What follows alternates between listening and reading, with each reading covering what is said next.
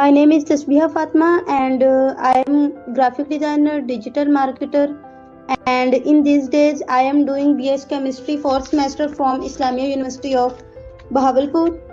Today the topic of presentation is human body. In this topic we discuss some aspect human body, which is a great masterpiece of Allah. And we discuss some unique and informative information about this topic. Then now start our topic. Human body is unique and best creation of Allah Almighty, and human has firewall of their own. Means के इंसान जो है उन्हों के पास बाकी अगर हम organism की बात करें तो उन्हों में जो है उन्हों के पास ओबे या डिसओबे करने का जो भी राइट है वो नहीं है, बट ह्यूमन जो है वो वाहिद क्रिएशन है, इंसान और जिन्हों को अल्लाह अज़्ज़ व जल ने ओबे और डिसओबे करने का जो है इख्तियार दिया है कि आइदर वो अल्लाह ताला के जो कमांड्स हैं अल्लाह ताला ने दिए हैं उन्हों को ओबे कर ले या डिसओबे कर ले। अगर इंसान राइट होने के बावजूद मीन्स कि वो ओबे भी कर सकता है डिसओबे भी कर सकता है, अगर राइट होने के बावजूद भी वो ओबे करता है तो उसे कहते हैं कि वो सुपीरियर देन एंजल्स, यानी वो फरिश्तों से भी आला मुकाम पे फाइज हो जाता है। और इसी तरह अगर इंसान जो है डिसओबे करता है तो कहते हैं कि वो, और इंसान के आज हमने बॉडी पे डिस्कशन करनी है कि इंसान की जो बॉडी है वो इतनी कॉम्प्लेक्स और जो उसकी वर्किंग है वो इतनी एफिशिएंट है कि आज तक जो है वर्ल्ड में उस तरह की अभी तक जो है कोई भी मशीनरी जो है वो डिस्कवर नहीं हो सकी है। तो हम जो है इस अमेजिंग वर्ल्ड में रह रहे हैं और जो है इसमें सबसे बड़ी क्रिएशन जो है वो इंसान खुद ही है, जो कि किसी मौजूदे से कम नहीं है। और इसकी जो बॉडी की वर्किंग है वो इतनी एफिशिएंट एंड जो है प्रिसाइज है कि कोई भी इंस्ट्रूमेंट उससे बढ़ के प्रिसाइज नहीं हो सकता है। इसमें ह्यूमन बॉडी में अगर हम देखें तो ये बेसिकली है क्या, ये एक बोन्स एंड कार्टिलेज का जो है फ्रेमवर्क है, dynamic framework, not static, it is dynamic. यानी एक होता है स्टैटिक होते हैं जिसे कहते हैं एक ही जगह पे स्टॉप कर जाना हमारे बोन्स और कार्टिलेज के, जिसे हम स्केलेटन भी कहते हैं। अगर हम इसे हम स्केलेटन भी कहते हैं। और स्केलेटन में अगर हम इंसान के बॉडी की बात करें तो इसमें कोई शक नहीं है कि सबसे कॉम्प्लेक्स इंफॉर्मेशन प्रोसेसिंग सिस्टम जो है वो ह्यूमन बॉडी का है।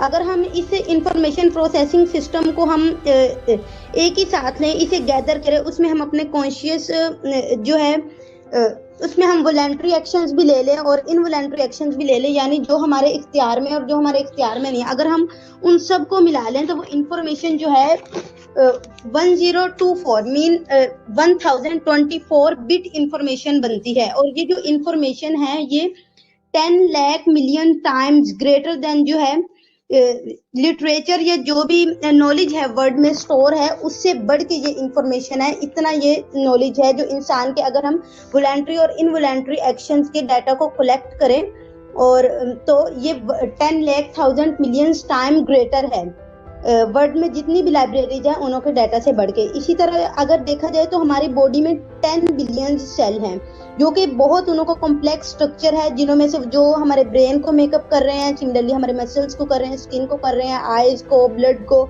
एंड मैनी ऑर्गन्स, काफी ऑर्गन्स को वो जो है इसी तरह बना रहे हैं। अगर हम इसमें इनकी मजीद अगर हम जाएं इन डिटेल्स में तो इसकी जो एग्जांपल है जैसा कि सर पहले डिस्कस कर चुके हैं कि इसको हम प्लांट सेल से भी रिलेट कर सकते हैं ह्यूमन बॉडी को, और सर ने काफ़ी अच्छे से बताया कि किस तरह हमने प्लांट सेल से ह्यूमन बॉडी के प्रोसेसिंग और प्लांट सेल की प्रोसेसिंग को सर ने काफ़ी अच्छे से रिलेट किया।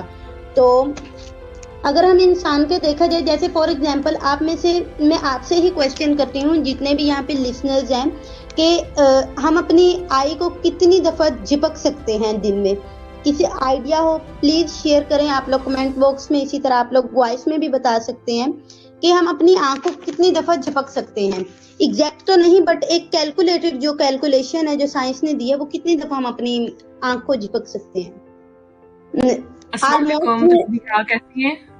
अल्हम्दुलिल्लाह फाइन। ओके, सो आपका टॉपिक बहुत अच्छा है माशाल्लाह, गुड गोइंग।